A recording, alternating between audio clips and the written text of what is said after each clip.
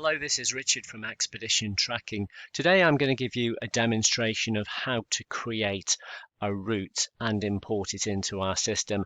And this would be perhaps to take advantage of viewing how close a group are following a route, or potentially even take advantage of some of the more advanced speed, distance and time and estimated times of arrival capabilities that our system has.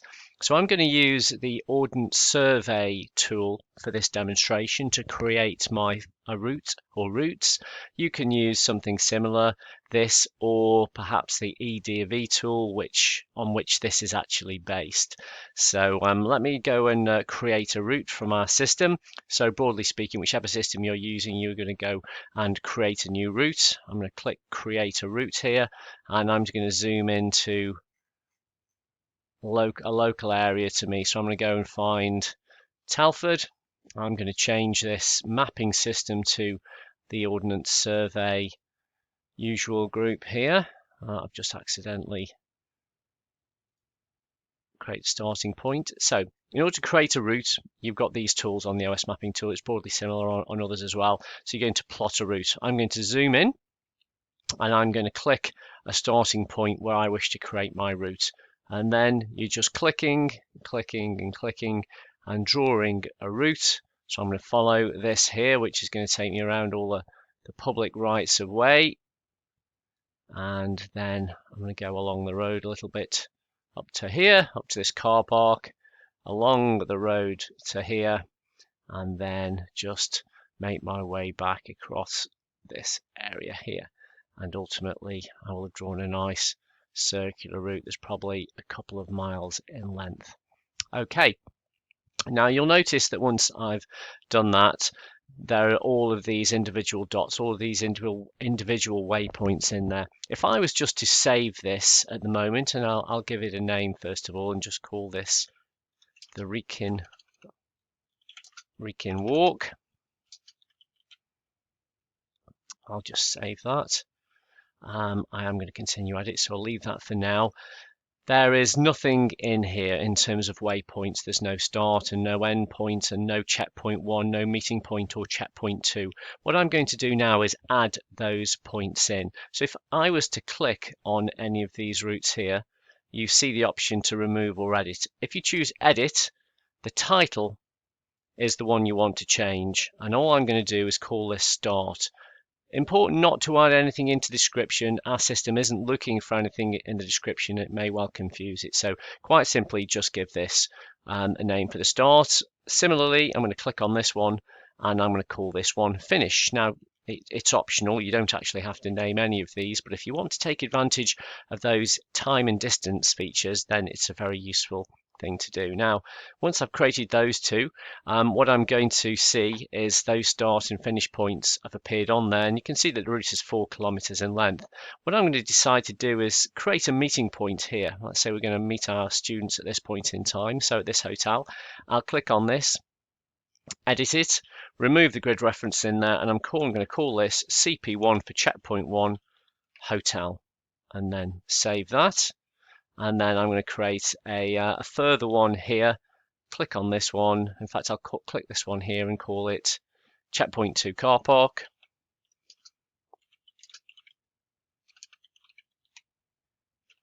And finally, I'll click on this one here and call it the Urkel checkpoint. There we go. So checkpoint 3, the Urkel Hill.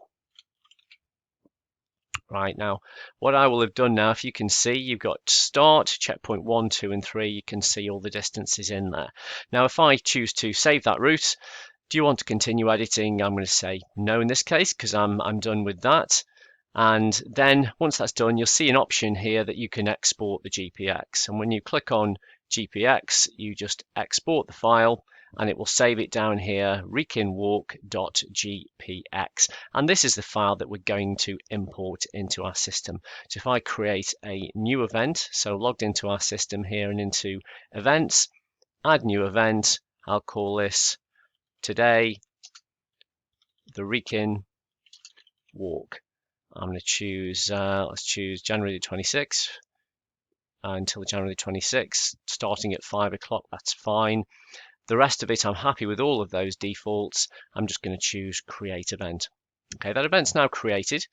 And the next step in order to add that file to your system, to add to your tracking map, is to click on this plus button here. And this allows you to import your GPX file.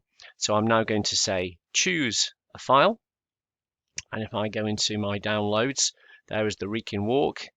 And if I click on save, you'll see the Wrekin Walk has been added here. Now it's just going to appear as a grey line. Let me go and customize that a little bit.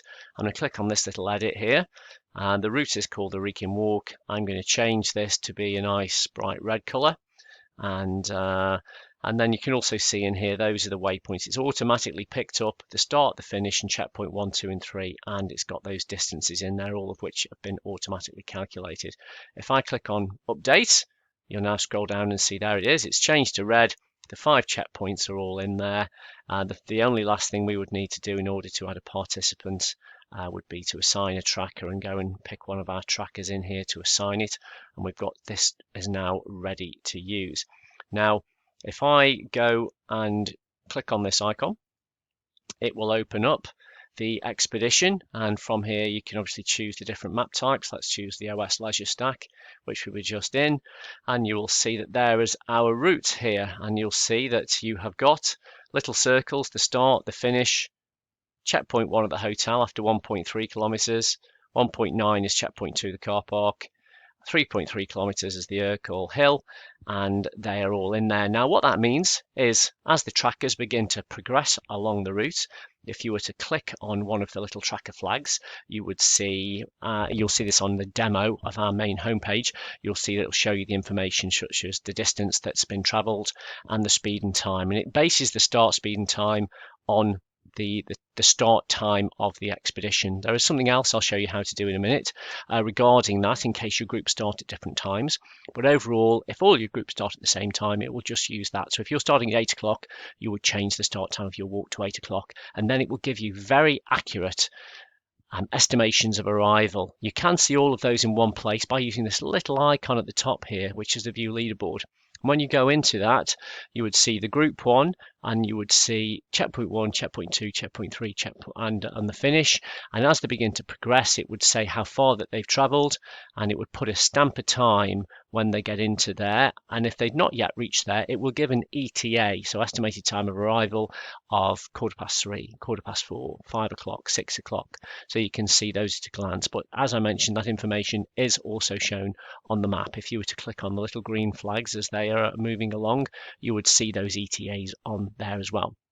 Now, just going back to one final item, if I go back into the setup of the event, where my participants have been added, if I click on the little icon, in here is where you would usually go and name the trackers group 1 or group 2. You will see that there are a couple of options here. One is the start time. Now if we had several participants and they were running the staggered start time and I didn't want them to start at 5 o'clock, I could change this manually to be 5:10. And what that would have the effect of doing is changing the speed and distance and time calculations to make it more accurate, to show that this person started a little bit later. And again, you can replicate that, change them to 5:20, 5:30, however many participants you've got, to get very accurate ETAs.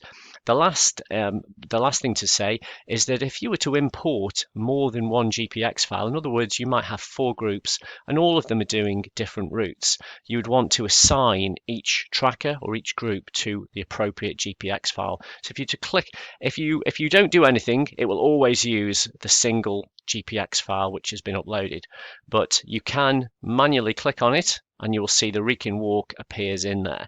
If you would have the Wrekin Walk group 2, you would select that for the next group, and if you would have a third GPX file, you could choose the Wrekin Walk group 3, and that assigns each tracker to a specific GPX file, which of course may be going in a completely different direction depending on how many groups you've got going. So that is how to both change the time to a staggered start time and also change or choose different routes according to each group.